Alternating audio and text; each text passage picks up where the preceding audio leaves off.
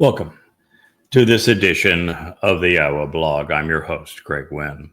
We're continuing our presentation on Sukah, which is synonymous with returning to the Garden of Great Joy, known as Gan Eden, the Garden of Eden. We are celebrating this with, of course, as you can see, as a roaring fire outside. We might even go and stock it with a few more logs as the program progresses. This is symbolic of what Yahweh has requested of us on this day, which is that we walk towards the fire so that we can appreciate its transformative nature. We aren't to walk into the fire. We're not to touch the fire. This isn't a test of any kind. The fire on this day, as well as on Matzah and certainly on Yom Kippurim, and then again on Sukah, is a direct instruction from Yahweh so that we approach this fire such that we recognize that Yahweh's intent with these 7 Mow'ed Miqra is to transform our souls. You see, that fire is now consuming dead organic material, physical material, like pretend they're our bodies for a moment, and transforming them into light and radiant energy, because the carrier of our souls, for us to spend an eternity with God, for us to get off this rock and actually explore the extent of the universe with 2 trillion galaxies, each with hundreds of billions of stars, is that we need to shed the limitations of our physical bodies and have them transformed so that the carrier of our souls becomes radiant energy and light. And that is what that fire represents, and is why we're celebrating it as part of this wonderful opportunity to meet with our God and to camp out with him on Sukah. So this is what we are speaking of in this day. That is why it is blazing away outside. And you can see it, the flames even reflecting in the water, because the water is symbolic of us being cleansed and prepared to enter Yahweh's presence, something that's going to occur on Teruah for the final remnant of Yisrael. And it is a source of life. So it is fire and water that is the metaphor being shown before us.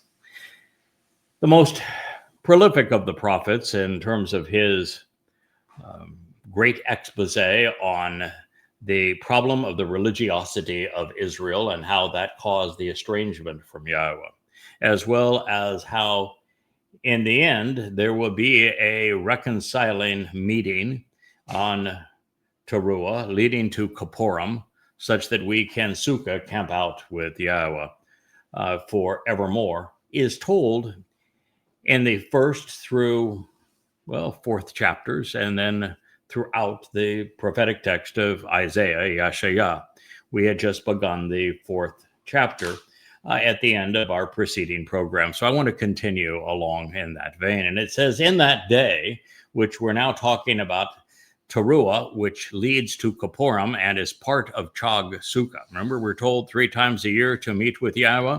They are Chag Matzah, which includes Pesach and Bikurim, Shabuah, and Chag Sukah, which includes Teruah and Kippurim.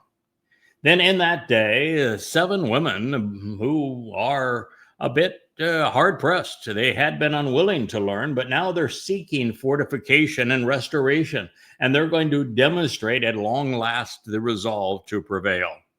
Will be with one man, and they will approach, shouting, "We're ready to eat. We'll eat our bread. We will wear the appropriate clothes." Isn't that a marvelous statement of exactly the exasperation that will lead this final remnant of Yisrael, such that the adulterous woman is finally prepared to be cleansed, to be resolved of her guilt prior to the return of her king on Kippurim. "Nevertheless, let us be called by your name with it upon us, so as to transfer and withdraw our reproach and contempt." This is the intent, again, of the sacrifice of the ➆Mow'ed.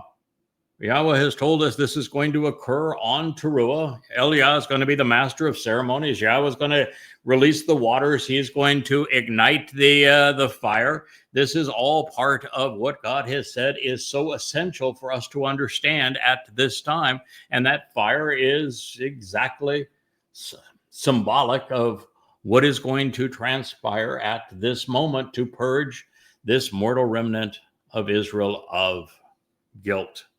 And the reason it is, we see the reference to the 7 women at this time is really twofold. One is Yahshua in the 17th chapter. We'll speak of 2 to 3 that are in the uppermost branches of an olive tree, and 4 to 5 in the branches which have been cut away, representing Yehudim and Yisrael. And it is said that these olives will be protected by the work of the Grog, who is that rocky and sharp dividing line between right and wrong on this day. Protected, if you will, by the Parah, this productive bull who will offer his life at this time. And then this goes on to say, in that day, which is his day, living vegetation will sprout and thrive, branching out and growing. This is Shemach. This is symbolic of what David represents. He is the great branch of the tree of lives. And that is what these people, particularly these women, are being offered. This adulterous woman, so that she is prepared to be betrothed to her returning king, Dod, come Kippurim, which is part of Chag Matzah. And ultimately, it is also the main branch of the tree of knowledge of good and evil, which will enable our return, not so much mine. I'm already guaranteed a slot, as are all of God's covenant family. But this is speaking of this mortal remnant who will be assembled at this time. And just as the tree of knowledge is what caused Adam and Chawah to be expelled from the garden because they weren't ready to process all that needed to be known to avail themselves of the tree of lives, which is Dod's sacrifice as the Passover lamb and the soul who carried our guilt into Sheol so that we could be part of God's covenant family. As we approach this date certain, just 8 years from now, the celebration of Chag Matzah, or Chag Sukah, what we're going to find is it's the branch from the tree of the knowledge of good and evil. It is all about this. This becomes the tree of knowledge, which will bring back this remnant of Yisrael into the garden. So that which caused them to be expelled will be that which causes this remnant to be included. It will take them back with understanding to the tree of lives, planted in the beautiful nature of this thriving garden, because the earth is being restored to the conditions of Gan Eden. And it says, this day, branching out and growing for Yahweh, it will be beautiful and it will be splendorous.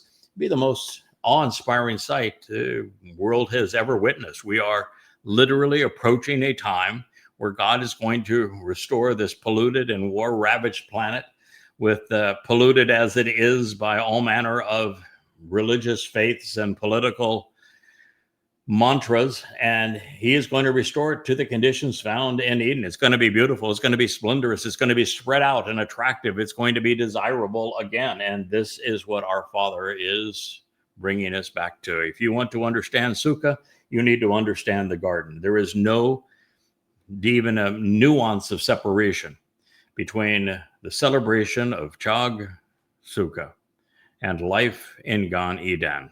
They are synonymous.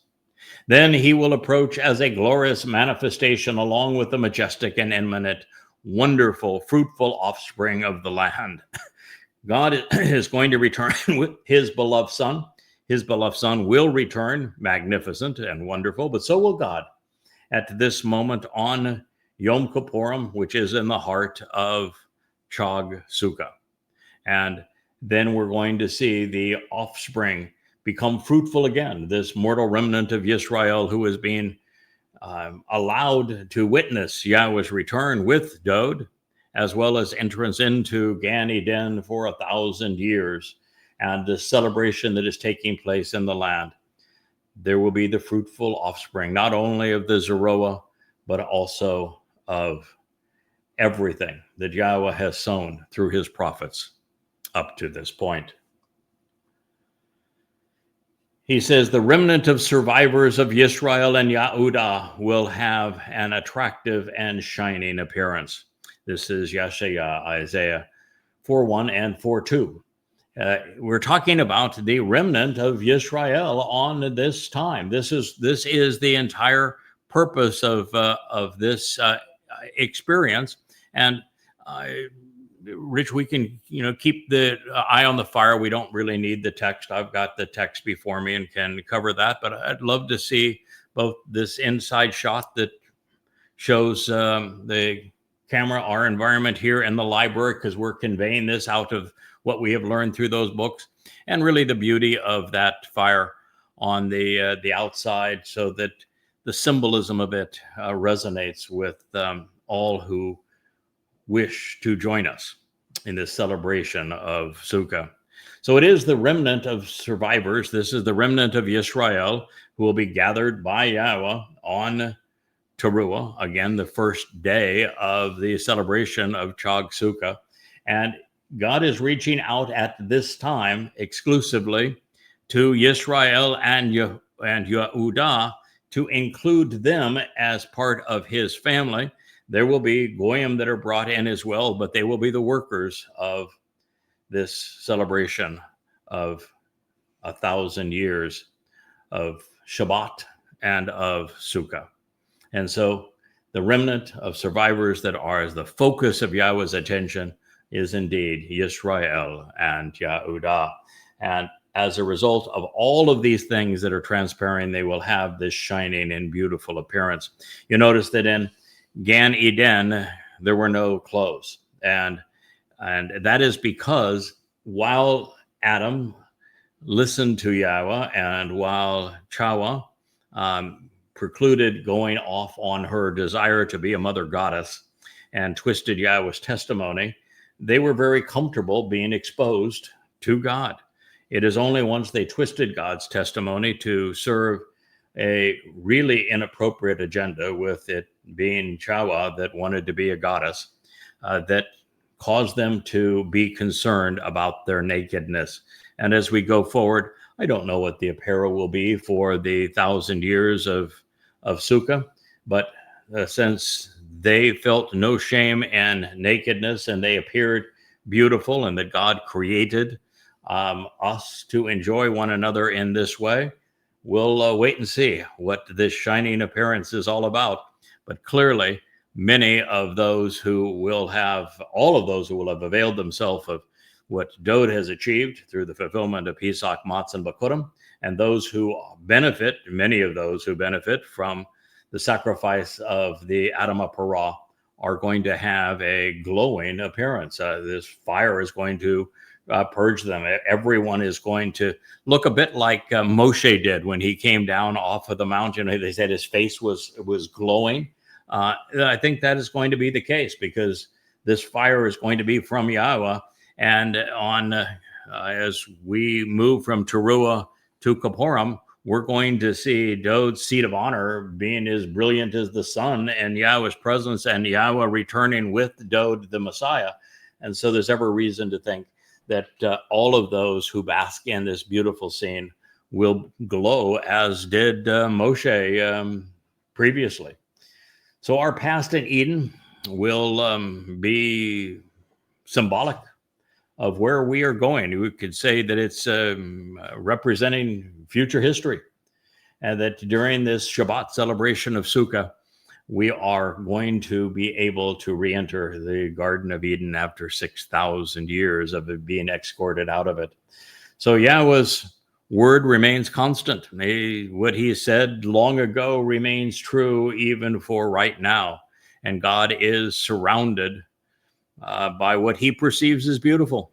And that is his family at this time, and his people, and life. God loves life. He thinks it's beautiful and good.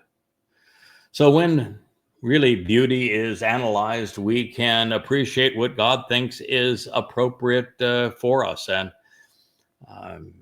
more we understand, more we appreciate, the more we accept the conditions that existed in Eden, the better. There is our beloved Rich out there as the fire tender. We may want to teach him that he can drop wood into the fire rather than put his hand into the fire. But nonetheless, we appreciate Rich adding some organic material to our flame to demonstrate the purpose of the fire being transformative. He was maybe taking the metaphor a little too far and making it his own body that is being transformed. But nonetheless, we love Rich anyway. We were just saying, Rich, he just walked back in, that maybe we'll demonstrate that without burning your own flesh the next time that we do it. Close, but no cigar. Didn't get burned. Didn't get burned. Okay. No, some hairs may have been singed in the process, but nothing more. Thank you. So then it will come to pass that he who remains in Zion with the remnant spared in Jerusalem will be called set apart.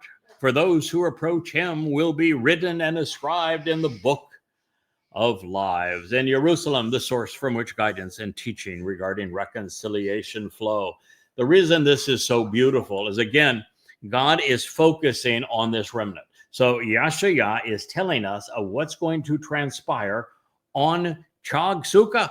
What a marvelous insight. So you don't just have to rely on what God wrote and inspired through the Torah, but you can combine it with the lesson of the great prophet as he brings us forward in time, writing of this event, and tells us that this is all about this mortal remnant of Israel that is plays such a pivotal role in Teruah, which is, again, the first day of Chag Matzah. God said that he's bringing through a series of chariots everyone around the world who will be receptive to this message and to the cleansing of their souls of religion by way of the sacrifice of the ➆Mow'ed and the waters that he releases and the fire that he ignites.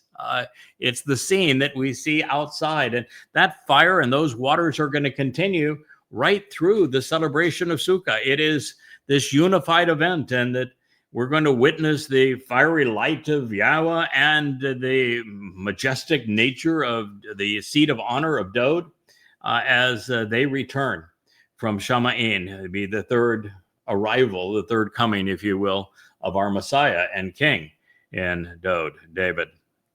So all of this will come to pass so that he who remains, who is part of this remnant in Zion. Zion is the ridge line of Moriah, Mount Moriah. Moriah means to revere Yahweh. Zion means signs posted along the way that show the path that we must follow through the Mow'ed Miqra by way of the covenant from the house of Dod, which is so essential up because Dod is the exemplar of the covenant. He's the one who made the covenant possible by this sacrifice, Pesach, Matzah, and Bikurim, which enables everything else, that draws us up that ridge line so that we can approach the house of our God, the house for Yahweh's name, which is called the temple. And a beautiful rendering of the house for Yahweh's name and the covenant family is going to be reestablished at the very top of Mount Moriah, in all likelihood comprised of light, of energy. Going to be magnificent. With the remnant spared. That's the purpose of the sacrifice of the ➆Mow'ed, so that Israel, rather than telling God to shut up and go away, as they did the last time that they met directly together, that Yahweh spoke directly to them, been 3,450 years prior to this date. We're not going to have a return to that embitteredness, to that foolishness, where that darkness inside of their souls, their propensity to be religious, caused them to feel exceedingly vulnerable when exposed to God's brilliance, his goodness, his light, and the tenor of his true voice. And this time, Well, they're going to be purged of all of that so that they are comfortable being exposed to Yahweh. It's going to be like life was in the garden. And all of this is taking place in Jerusalem, which is the source of guidance and teaching on reconciliation, and they will be called set apart. Nothing is more important if you want to be part of God's family, if you want to be part of forevermore, than being Kodesh. Religion is the opposite of Kodesh. Religion is common. Politics are common. Conspiracies are common. Militancy is common. If you want to be part of God's family, if you want to exist beyond 8 years from now, if you want to be among those who are either harvested on Shabuah and Teruah, or you're in this remnant that enters the Gan Eden during Sukah, then you must be set apart to God. You must be separated. You must be unique. You must be distinct from all others. And that is the only way for you to approach him and for you to be written and ascribed in the book of lives. It occurs at this moment. The test is prescribed in Numbers 5. That story of the adulterous woman, why this is speaking to these 7 women who are finally ready for this. They're ready to be tested in this way. It is the ash, it is the water, it is what is being prepared for them to consume and to be surrounded by in the sacrifice of the ➆Mow'ed on the first day of Chag Sukah, that is going to determine who can be trusted and who can enter the millennial Shabbat and be written in this book of lives. All taking place not in New York, not in Washington, D.C., not in London, not in Mecca, not in the Vatican, all in Jerusalem, the source from which guidance and teaching regarding reconciliation flow. Yahshua is the ultimate wordsmith. No one painted pictures with words more beautifully than did he. We have our master woodsman now that is going out and will soon be adding wood to the fire. This is Shannon, who was the star of our previous show. By the way, at this moment, I would like to thank the many of you who reached out to thank Shannon for doing this last show, who loved your visits with him, who enjoyed him recalling his many trips across the country. We didn't even get to the Northeast, and there were so many wonderful people to meet along the way as he did his final trip north prior to coming here. And maybe and one of the days while he's here, we'll get him to expand on that. But it was endearing to see everyone's love and support for Shannon and their appreciation for other members of this covenant family of Yahweh. So with the religious and political leadership of Israel removed, along with those who are dressed in support of them, those who remain in Jerusalem will either be covenant and therefore they will be eternal beings comprised of light, or they will be this remnant who have been purged and are glowing now in Yahweh's presence as they enter this marvelous period. So he was a man now that knows how to stack his wood in preparation for when it's appropriate to put it on. Shannon has built his own home, and he is a master woodsman. And my good friend Rich is a city boy from Kansas City that is best known for strumming his guitar and playing with bands. And this is Asher saying we are so glad to have Shannon back. Very well done, Shannon. Mountain man. There's a mountain man. We know who to send out when we need fire. All right, so this is a marvelous picture of exactly what Yahweh is offering, what you should expect, and if you want to be part of this, and you need to know. You can guarantee your participation by accepting the terms and conditions of the covenant now and of joining us on the Shabuah harvest. You can even have a high likelihood of being there if you survive to participate in the Teruah gleaning. And of course, you can be among those tested and purged of religiosity on this day in Teruah, the first day of Sukah. But you need to understand that most of those who are alive now and listening to this message will not be alive to take advantage of this 8 years from now. We're entering the time of Israel's troubles, and it is going to be horrendous. And I should say that I am so sad for Israel. Now Israel is celebrating, almost deifying Donald Trump because of the return of 20 living hostages, requiring total capitulation with the Muslims who perpetrated Al-Aqsa flood. To trade those 20 lives, you're sacrificing 7 million. That's the deal that you just made with the devil. That is the deal that Donald Trump made in capitulating to the Muslims who perpetrated Al-Aqsa flood for exactly this purpose. And it's going to be devastating. Hamas was not defeated. They're not going to lay down their weapons. They're not going to relinquish power. Any overture to that nature will simply be under the basis of ➆Mow'ed, which is a story everyone should be aware of, where Muhammad got cold feet coming into Mecca with too few men under arms, and remembering that the last time that he was there, he was laughed out of town as a madman and as a demon-possessed fool for imagining his wild ass ride to Jerusalem, to Al-Aqsa Mosque, and for his satanic verses. And since that time, he'd become a terrorist, but not formidable enough to take what was actually Petra, which was Kaabaville at the time. And so in the Treaty of Hudaybiyah, Muhammad said, I will renounce that Allah exists. I will renounce that I am a messenger of Allah. And I will promise that me, myself, and these Muslims will not commit any more acts of terrorism. We will not murder. We will not enslave. We will not rape. We'll not do any of the things that we have done over the previous decade. And we will make this promise for 10 years.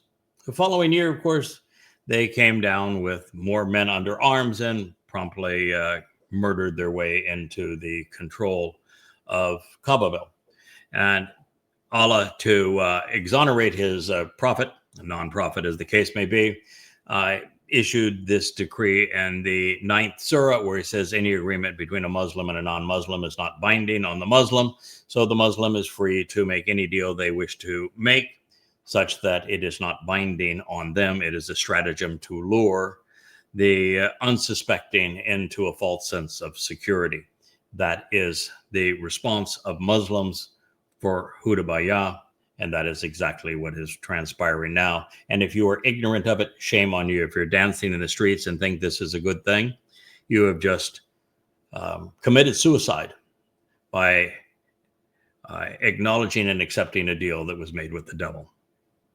So, whereupon meeting these conditions, the upright one of mine shall wash away the excrement and filth of the daughters of Zion, and by association purge and rinse away the blood of Jerusalem from the midst, by the way of the spirit of good judgment regarding the means to resolve disputes, and by the spirit of blowing rage. This is another essential insight. I have repeated many, many times, and I might repeat it until I'm blue in the face, but the fact is that in studying the prophets, I became the first to understand precisely what's going to happen on Teruah, which rabbis unfortunately call Rosh Hashanah, as if it was the beginning of the Babylonian New Year. Kippurim, which is a day of reconciliations, not of atonement or abasement. And Sukah, which is not a time for 4 species and an ugly piece of fruit, and living in a hut, but instead anticipating a return to the Garden of Eden. That I was the first person to actually understand everything that will transpire on all 3 of those days. I know when they'll be fulfilled, beginning with the 23rd and 24th of September 2033 for Teruah, the 2nd of October, 6:22 p.m. when the sun sets in Jerusalem, on October 2nd, as I said, in 2033, when Dowd and Yahweh return. Dowd is your Messiah. He is the Son of God. He is the Savior. He is the returning and former king who fulfilled Pesach, Matzah, and Bakurim. That occurs on Yom Kippurim, such that 5 days later we re-enter Sukah after the entire world has been transformed to the conditions of the Garden of Eden. And on that first day, Shabbat, of Teruah, we're going to witness the sacrifice of the ➆Mow'ed, which Elia is going to reprise his role as master of ceremonies as he did exactly 2,888 years prior, when he excoriated the religious and political establishment of Israel over the sacrifice of the same bull. And that sacrifice, the ➆Mow'ed, is what's going to purge this mortal remnant, removing the excrement and filth of the daughters of Zion, and purge and rinse away all of the blood, which is in this case symbolic of a menstruating woman. And it might seem graphic to you, but this scene is set with Yahweh having said to his people through Hosea that he is divorcing. He wrote a letter of divorce to Israel and said, I am divorcing you for religious infidelity. That's why he had Hosea marry a religious prostitute. And now to resolve that, he is not going to remarry, even symbolically, Israel, but his beloved, his son, is returning. The king is going to be betrothed to Israel. He is the groom who wants his bride back, and Numbers 5. And the bride he wants back is a Israel woman that is covered with filth. She needs to be purged of religiosity and the customs of politics, and have all that washed away so that she is prepared to be his bride.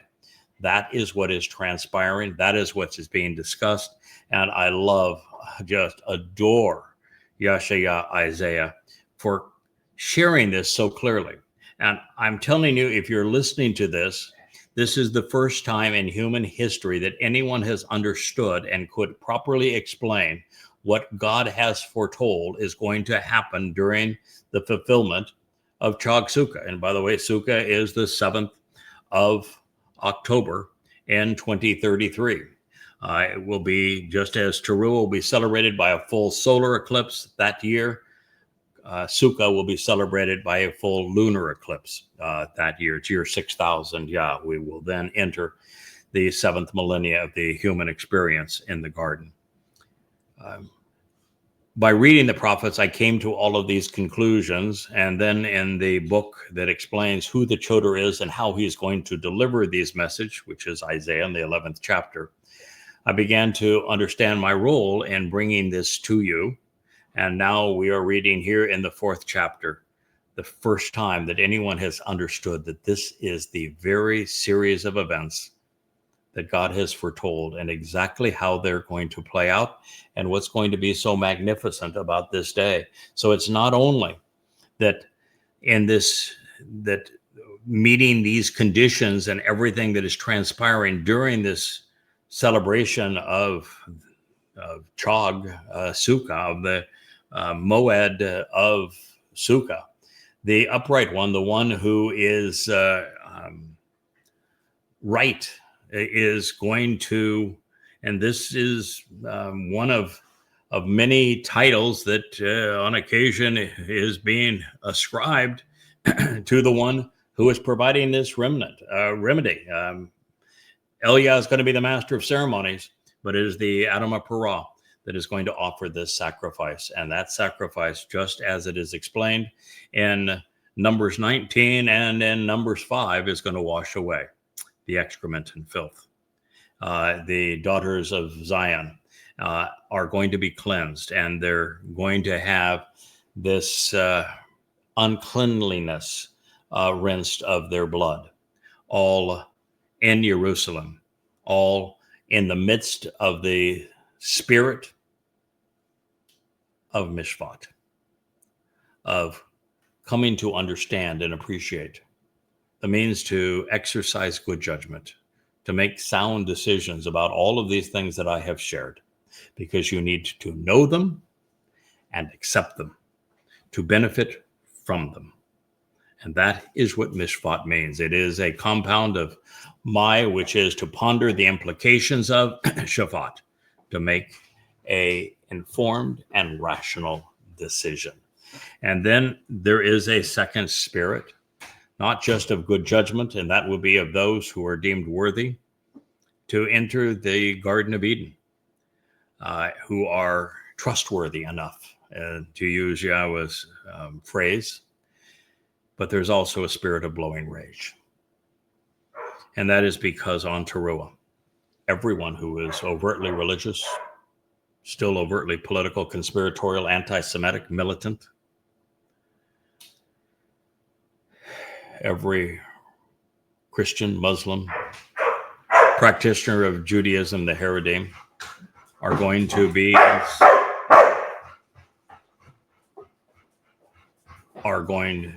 incinerated. It'll be the spirit of blowing rage. God is not going to allow the conditions that he had to endure during the Exodus to continue. He is not going to allow the hostility that has been brought to bear against Israel and his people for 3,000 years to continue. He is putting an absolute end to it. All of those, politically and religiously, conspiratorially, racially, who have opposed his people, will be gone. Paradise indeed. So God is a proponent of righteous indignation. He is setting an example that we should follow. We should know what to hate, why to hate, when to hate. And if we don't know how to hate, what to hate, why to hate, then we can't be moral. We don't belong in Eden, because the only way that you can protect the innocent is to hate those who would prey upon them.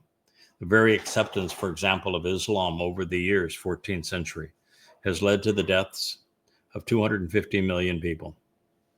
Not knowing what to despise, the world tolerated something that was more murderous than any political mantra ever uttered. 9/7 occurred, or 10/7 occurred, the 7th of October, because the world remained tolerant of Islam rather than hating what it should rightfully despise, for perpetrating genocide and apartheid, for being the most oppressive and repressive force ever released on humankind.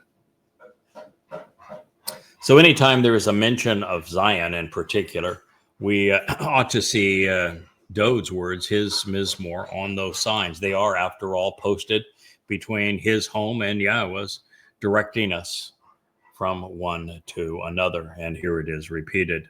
Then Yahweh will create, initiating something cutting edge upon every location and dwelling place along the ridgeline of Zion, as well as over her Miqra, by way of a cloud by day, along with smoke, and with brilliant shining radiance and majestic light by flaming fire by night.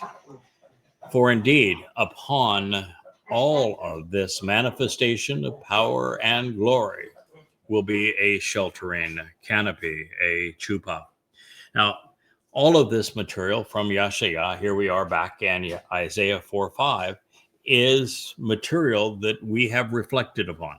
And yet I understand, having tried to live with this myself, that unless you reinforce things, you can't remember them. And for something to be useful to you, you need to be able to transfer it from short-term to long-term memory. And hearing something introduced and then stated and then summarized is one of the best ways to achieve that. And so in this particular statement, we find Yahweh saying that he is going to create something unlike anything that has previously existed. The celebration of Chag Sukah in year 6000 Yah, between Friday evening, the 23rd of September of 2033, and through the entire celebration of Sukah itself, which begins on the 7th, lasts through the 14th in terms of 7 days, and then the 15th of October of that year as the 8th day. During all of that time, there is going to be cutting edge things initiated for the first time. God is going to be doing things to the earth that will show his creative brilliance, all for us to witness. And this is going to happen in every location and dwelling place along the ridgeline of Zion initially. And it's going to be a celebration of her Miqra. The Miqra are the invitations to be called out and meet, of coming together to be welcome. They are Pesach Matzah B'Kodem, which Dode fulfilled 2,000 years prior to this date, where he actually wrote of first person precisely how he was going to be the Passover lamb, how he was going to carry our guilt on his soul into Sheol to make us appear perfect before God, and then for him to sign our adoption papers so that we could follow him as very children of God through the covenant relationship. Followed by 7 sevens, the promise of the Shabbat, Shabuah, which is going to be fulfilled in 2 stages between the 22nd of May, 2026, 7 months from now, when Israel will be dissected and her heart will be cut out, just as the case was in Czechoslovakia for the last World War, with Donald Trump being the Neville Chamberlain, according to the prophets, and giving this to the Islamic terrorists, making Israel indefensible. And the most bitter battle will be initiated the following year, along with the harvest of Shabuah on the 11th of June in 2027. It will be 1,000 times worse rendition of Alaska flood. This is the first 4 steps along the way to God, called these Miqra, plural Miqra, followed by this celebration that Isaiah is telling us all about right now, which is Chag Sukah, Teruah, Kippurim, and Sukah itself. And God is going to manifest himself and what he is achieving by way of a cloud by day, along with the smoke. That smoke and that cloud from the sacrifice of the Adam of Parah is going to billow and add a great, look how beautiful that is. That's going to be right there on the Temple Mount as flames leaping up to the heaven. And that aroma, that rich aroma, is going to permeate the air. We're going to hear the crackle of the flames and the smoke symbolically rising to the heaven as we all process how that fire transforms our souls into eternal beings comprised of light. And that's going to happen during the day, and we're going to see the brilliant, shining radiance and the majestic light of a flaming fire, this Ish by night.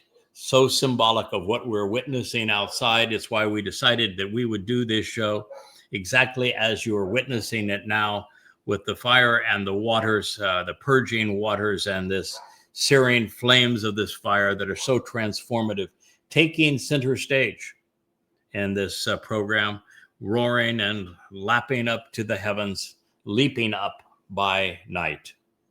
This, my friends, is Sukah. For indeed, upon all of this manifestation of power and glory, Kabod will be a sheltering canopy. I just have to laugh. I'm sorry. But 300 years before this date, the man that made all this possible, the man who that Sukah has been established for, because that Sukah isn't telling you to go build a hut. That chuppah is specifically designed to be as it is described elsewhere in the writings and the prophets. It is a wedding booth. And the bride, as we know, is a purged Yisrael, and the groom is the returning king, Dowd. And Sukah begins his honeymoon in that that canopy, that chuppah. And what I'm laughing at is, well, first of all, that is insightful. So you can't celebrate this by building yourself a hut, a chuppah of your own. This is supposed to be to commemorate the honeymoon following the wedding on Yom Kippurim of Dowd David to the purged bride of Yisrael that is purged by the sacrifice of the ➆Mow'ed on Teruah. And so this represents Dowd. But the reason I'm laughing, as kabod is the word that Dowd used when he was getting back at a really nasty woman, Shaul's daughter, the man that wanted him dead, the man that became demon possessed, and got his head handed to him by the Philistines. His daughter, Miqra, was all upset that Dowd, once Obed-Edom, the one serving from Edom, took responsibility for bringing the Ark of the Covenant into Jerusalem.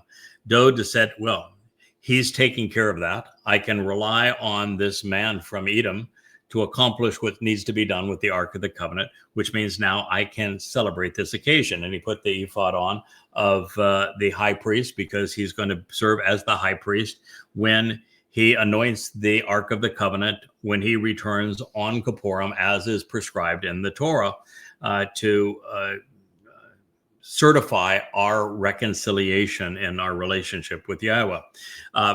But he is then going from there into his wedding and his wedding canopy and into Eden, where clothing is optional. And that was all he was wearing. And so Miqra, who was really snooty, she thought she was just better than Dowd and everybody else. She really had an attitude. She was a really disgusting woman. And she insisted that Dowd had embarrassed himself even in front of the concubines. And so Dowd's retort is, we'll share this whole narrative with you because it's prophetic of our time. Dowd's narrative was that since you have mentioned those concubines, it is they who will determine whether or not I am kabod. I am significant where it matters at this point, because, well, he's marrying, and it is all synonymous with this, with a major twist of irony and of humor. And even Yahweh says, yeah, that's my boy. That's my boy. I'm proud of it. Greatest retort of all time. So that is part of this, and it's all woven together, and it's as if it was one seamless story. And in that regard, Obed-Edom, who saves the day for Dowd and the return of the Ark of the Covenant that Dowd had a conniption fit over, says, I have nothing that I can do. He was mad at Yahweh for the way that things were handled, and he had no idea what to do. Then Yahweh impressed upon him that, well, let me explain this to you, because you need a change of mind and you need to have a different approach. And then Yahweh arranged for this man from Edom to reposition the Ark of the Covenant where it needed to be for Dowd, therefore, to anoint it. And it is the man from Edom that was described in 3000 BCE that will come back in year 6000 CE, 3,000 years later, as the man from Edom, as Yahshua explained in the 63rd chapter. He is the exact same individual, and we're told that he saves many. So in the Mizmor Psalms, we will discover that upon his return with Yahweh, Dowd will be, well, it's Dowd's seat of honor that will be as brilliant as the sun. And while his light will continue to be the brightest, he will not be alone. He is actually going to be accompanied by the best man for his wedding, his herald, who reflects his light as the lesser luminary, because we're told also in the 89th Mizmor, which is God's song to his beloved son, that the moon, the lesser luminary that reflects his light, will exist with him forever. And every member of Yahweh's covenant family who was adopted prior to his return will be transformed into light and will come to exist as a seven-dimensional being. And all the while, those who are part of the remnant, who are purged and ready for Yahweh's return with his beloved son, will have that opportunity as they enter the conditions that existed in Eden. This is absolutely magnificent. We now have Leah. I don't know if you can use this inside camera to get this chair here. Leah can sit in that chair. And those of you who know that Shannon brought this little bundle of joy, who is quite the wiggler. We'll see if we can get Cara and Leah. There we go. This is, well, the white nose there, that is Asher. But now what you're witnessing, that is Cara, baby Cara. And she is such a cutie. By when Leah is saying that, Cara is extremely active, and Cara is a very bold girl. And very bright. Yeah, she is high energy, very intelligent, and extremely bold. She will go right after Asher and jump on top of Asher and Wookiee and chase them. And Cara knows absolutely no fear, and she wants to explore and influence all the world around her. So this is Leah with her new love, the cuteness herself, the adorable Cara. And I know that there are many that knew that Cara was arriving and asked for pictures. I don't think it gets any better than this. with Cara doing a Leah dinner tonight. I think I'll have finger for dinner, please. Better than nose. Yes, better. Well, yes. Cara last night decided that in the middle of the night she would suckle Leah's nose and say that, yeah, and pull my hair, pull her hair and suckle her nose. It's like going back to junior high school when girls did stuff to other girls. So this is Cara saying, "I know how to get Leah's attention. This is what you do." Oh. So unbelievably adorable. So we are so grateful for Shannon bringing Cara to us, cargo. and having talked now at length to Shannon, I know that Shannon is entirely grateful having turned Cara over to us, because he has now come to realize that puppies are like babies, and they are a lot of work, and they need your undivided attention. This is really great therapy, though, for Leah. There's been some women who feigned to be covenant who were exceedingly nasty to her, and while we have all come to her defense and protected her and shored her up and loved her and fought on her behalf, so that she did not need to worry about any of it, it still takes its toll. And to be distracted and surrounded by something that cute and adorable and lovable, it is quite the thing. And of course, what you don't know is that Wookiee now is trying to get my attention. He's tried to climb up in my lap here just a moment ago. Wookiee has been accepting of Cara, but he's not thrilled with the idea that Cara is getting more of Leia's time than he is at the moment, and he's a bit, bummed out by that whole experience. This happens from time to time, and so we had a boys' day with the Wookiee today. Rich, Shannon, and Wookiee and I went to a restaurant called Cheeseburgers in Paradise. And Wookiee was the star of the show. The wait staff made a big deal out of Wookiee. We had chicken and hamburgers and just had a lovely time, and then took a ride. And he thought that being with the guys, well, it brought him back a smile. Anyway, this is life. We are in our own little Gan Eden. We got a taste of it even prior to re-entering it here on this beautiful island. And I think you know that we want to share it with you. We have opened our lives up to you. We have brought the covenant to you. We have shared insights relative to the Mow'ed Miqra, to Yahweh, to his beloved son Doge, to the conditions of the covenant and its benefits that heretofore were unknown. So our role is to expose the truth, to share what God had to say about the most important times, events, places, people,